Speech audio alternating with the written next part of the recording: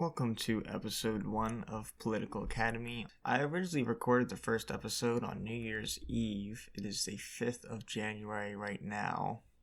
The reason I decided to do another recording was because I got a new microphone, and when I was doing it on the headset, it really didn't sound that good. But also, oh my word, so much stuff has changed in the last 5 days. Like, New Year's Day was like the catalyst of everything that's happening right now. So we have a lot of topics to get into today. First, I wanted to start out with impeachment. Very controversial issue. Originally, I was anti-impeachment. I think what he did was shady, but I'm not sure if it was criminal.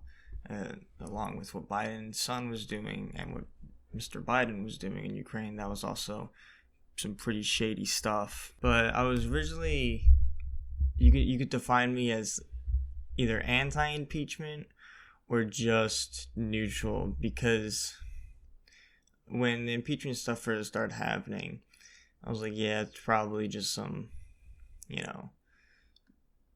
Democrat plot basically to get rid of the president.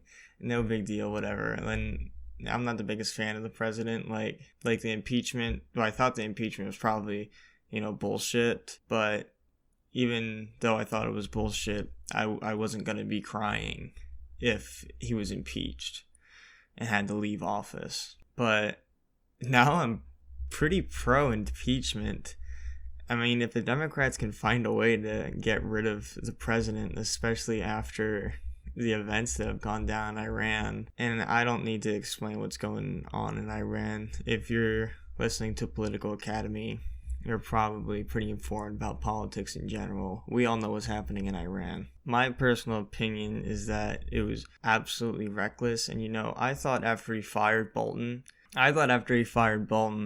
he would be able to make better decisions, not having another war hawk in his cabinet, but I was proven wrong. And the assassination of that general, I forget his name, but I'm not even going to try and pronounce it, but we all know who that general is. Was he a bad person? Yes. Did he deserve to die? Probably.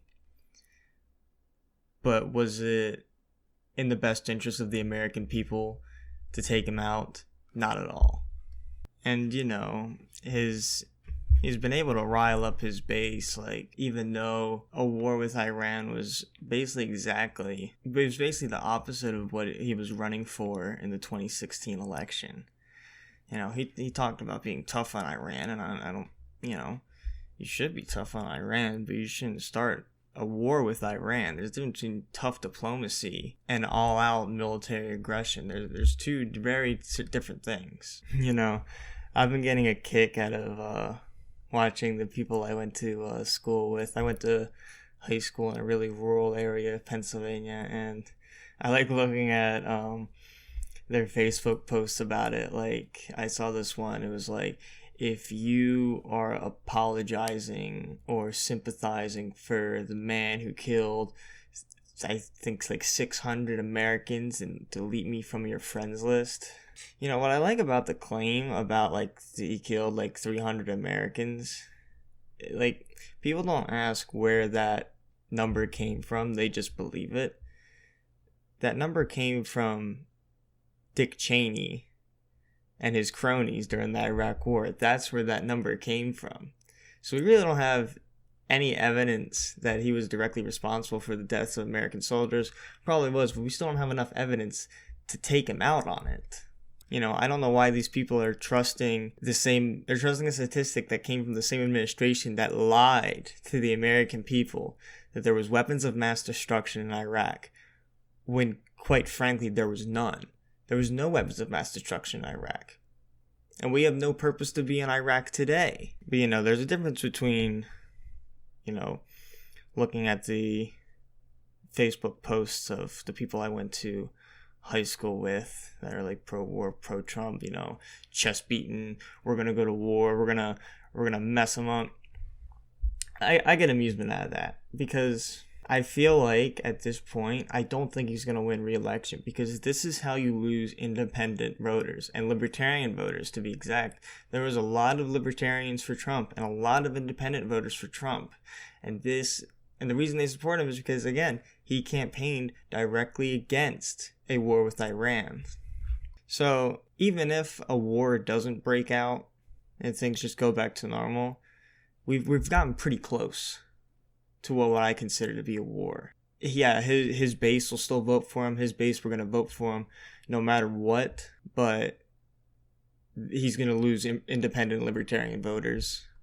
But what absolutely irritates me above all else is looking at tweets from neocons like Bolton congratulating the president and talking about maybe this is one step closer to regime change in Iran. And the president talked about how the Iranian people want regime change. Even if the Iranian people wanted regime change, I don't think they would want us to be part of it, because there are thousands of photos of Iranians burning American flags in the street, chanting death to America, stuff like that. They're chanting, death to America, destroy the West, whatever. So based on that, I don't think they would be exactly very friendly to us forcibly changing their regime. And then there's neocons like Ben Shapiro. Ben Shapiro just published an article. Trump taking out Soleimani just made it says he made the world a better place. I'm excited to see when Mr. Shapiro decides to enlist, because a war with Iran would be Vietnam on steroids. It wouldn't be like Iraq. Iraq only had 20 million people at the time we invaded it. And it was a desert. A war with Iran would be like Vietnam mixed with Afghanistan and mixed with Iraq. Iran is a very, very, very mountainous place. It doesn't take a genius to figure out that invading mountainous areas does not go very well. A war with Iran would most likely require a reinstitution of the draft. I'm just stating facts here. Iran has 90 million people and a decently strong military force. And again, the whole country is completely made out of mountains. Simply put, I don't think our current military has enough manpower to take out the entire country of Iran. Because, we're already split heavily between... We still have troops in Afghanistan and we still have troops in Iraq. And we're sending more troops to Iraq. But they would have to reinstitute the draft. So I want to see when... since Ben Shapiro is so pro war with Iraq, I want to see when he decides to enlist, so they can send him to Iran and, fight his little just war over there. I can't stand neocons like Ben Shapiro, especially Ben Shapiro. I have a gripe with Ben Shapiro. Like, people look at his liberals, Ben Shapiro destroys liberals. They look at that, and just because you talk fast and over the other person doesn't mean you're a good debater. Let's be real here. There's a lot of videos of, Shapiro getting owned himself, because, again, just because you talk fast and you talk over someone does not make you a good debater. It does not. It just makes you annoying.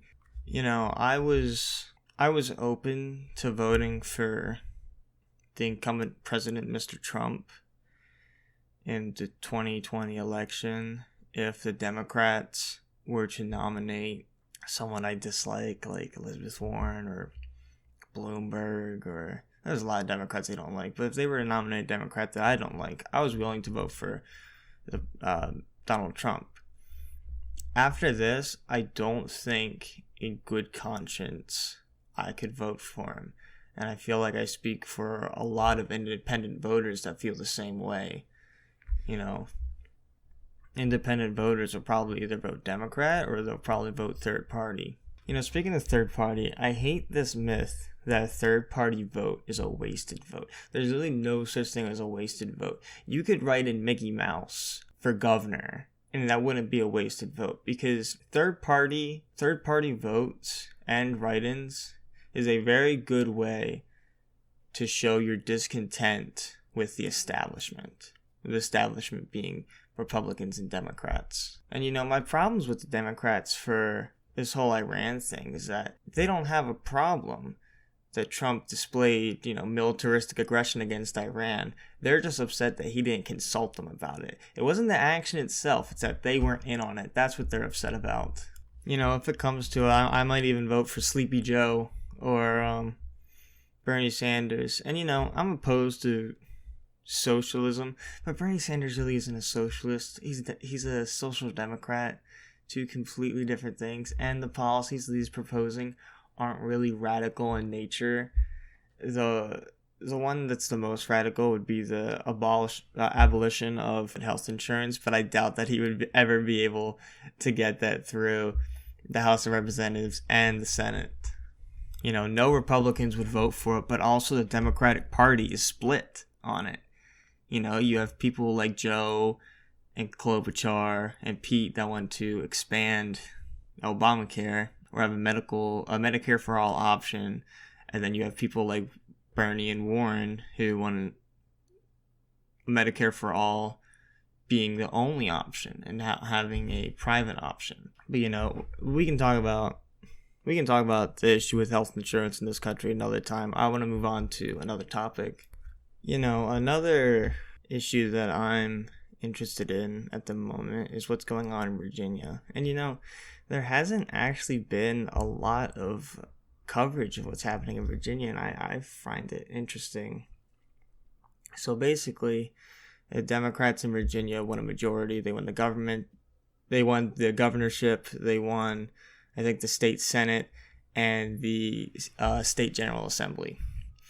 And so the Democrats won a majority, and they promised to create more gun legislation, what they call common sense gun reform. But in response to this, all the rural counties in Virginia, in fact 90%, as of last time I checked, of the counties of Virginia have declared themselves to be gun sanctuaries. Now, anyone that knows what a sanctuary city is can typically figure out what this is. A gun sanctuary is a county or town that refuses to allow, their local police to confiscate firearms or work with, state police to confiscate firearms. Now, I saw this one thing. There was this one Virginia sheriff that said that if this gun legislation gets passed, he will deputize thousands of citizens to prevent gun laws from being enforced. That's a Chad move. But the governor of Virginia, he has the worst PR. This is also the one that got caught up in that blackface scandal.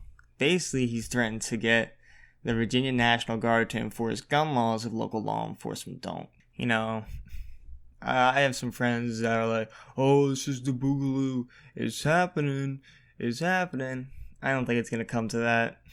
I don't think Americans really want to shoot each other that much. I think the best case scenario would be if this goes to the Supreme Court and gets settled there. That would be the best case scenario, in my opinion.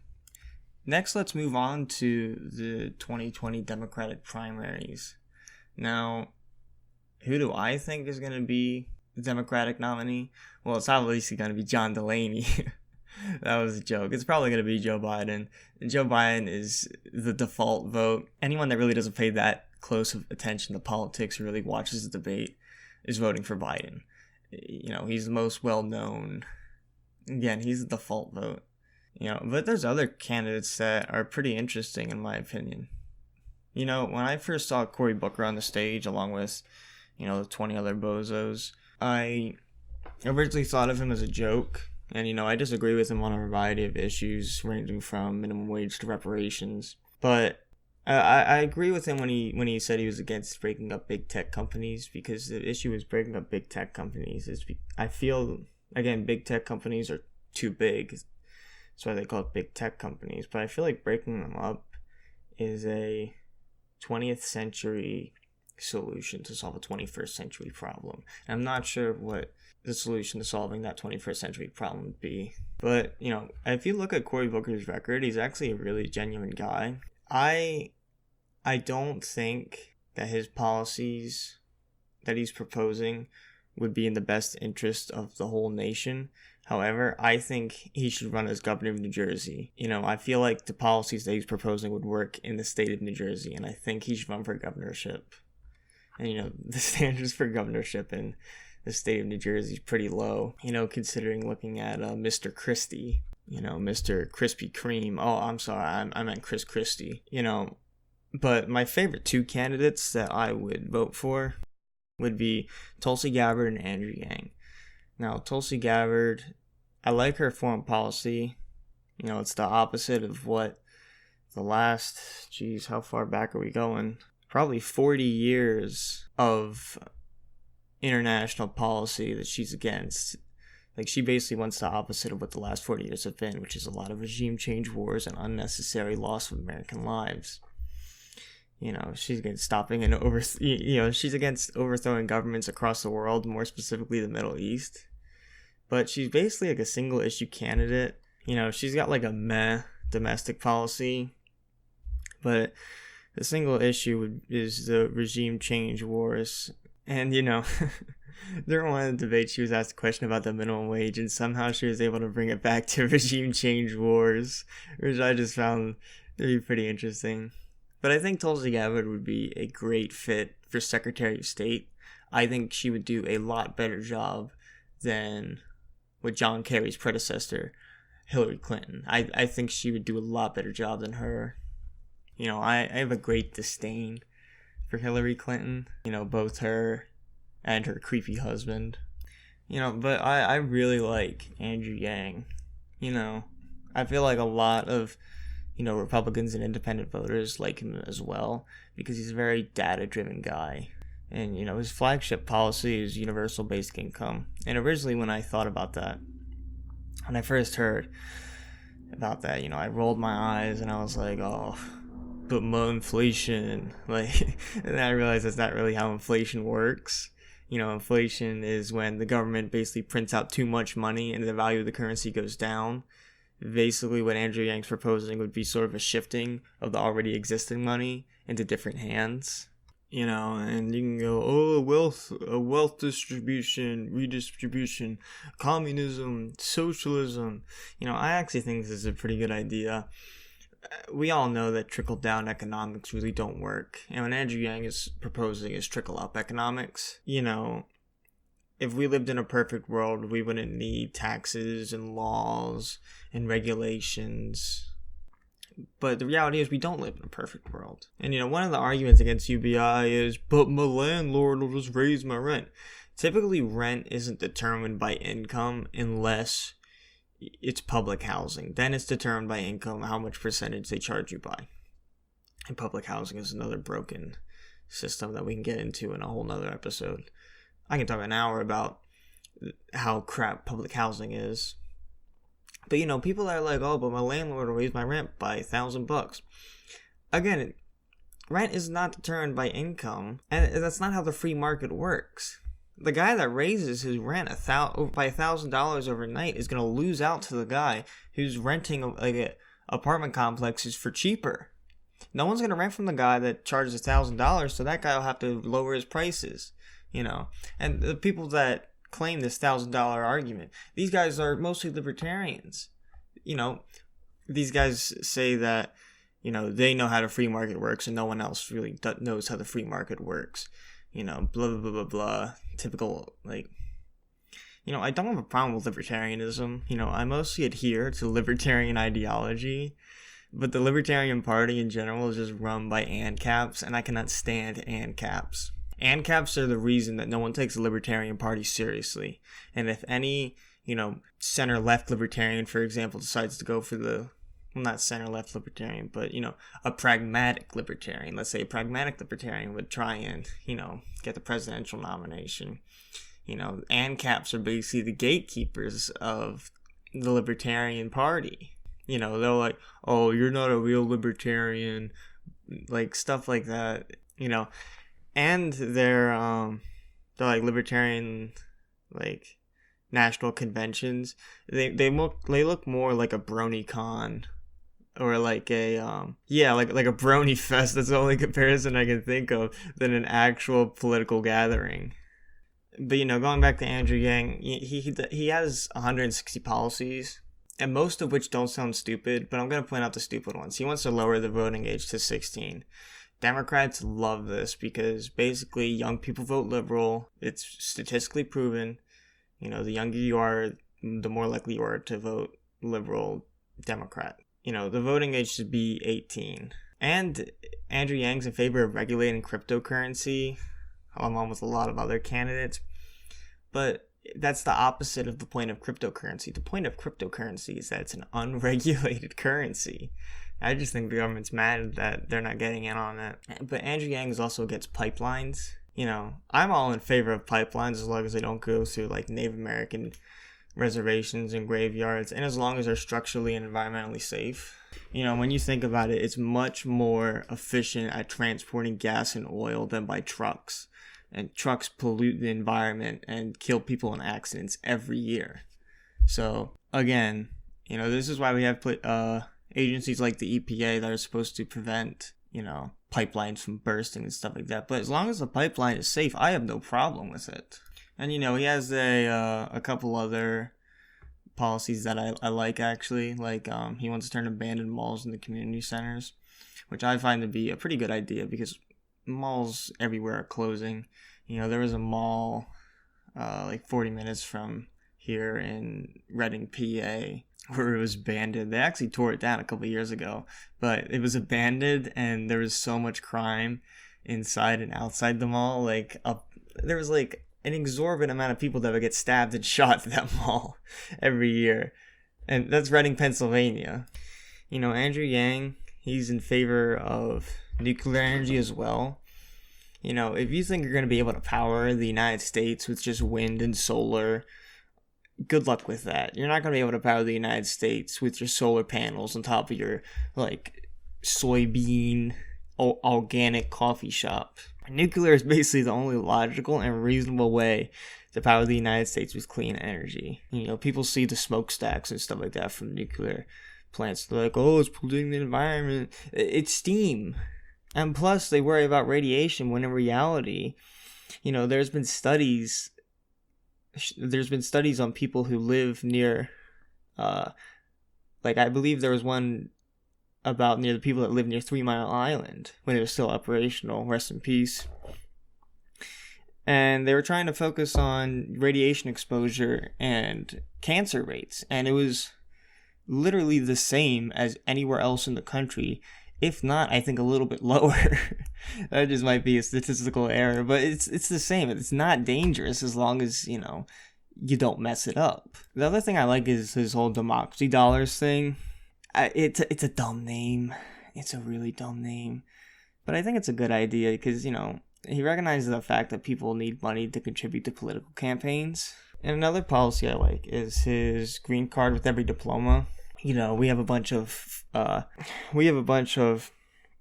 foreign students that come to the United States and they get educated at some of the best colleges in the world here. And they get that education, the skills they gain, they just go back to their home country. And, we lose out on that skilled labor. Issuing a green card with every diploma is a great idea. That's how we keep skilled labor in this country. And it gives us an advantage over other countries. And what I like about Andrew Yang is that he actually has a grasp on technology. Like when you look about when he talks about like data laws and stuff like that, intellectual copyright, privacy. He actually has a grasp on technology. He's a fairly young guy.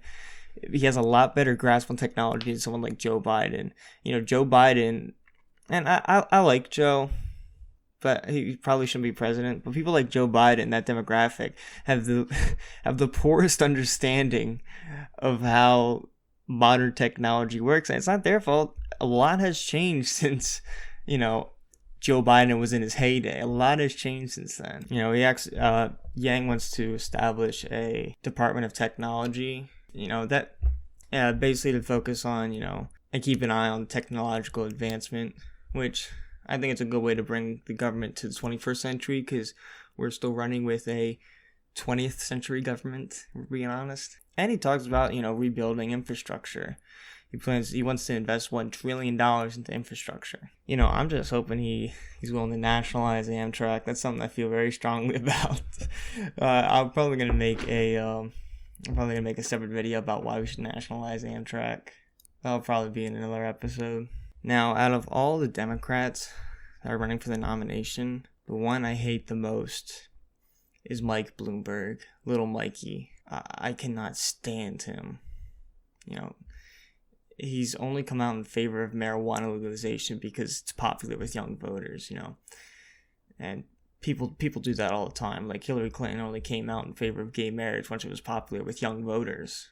When in reality, I don't think Hillary Clinton really is that fond of gay people, considering her track record, of everything pre-2012, basically, I would say.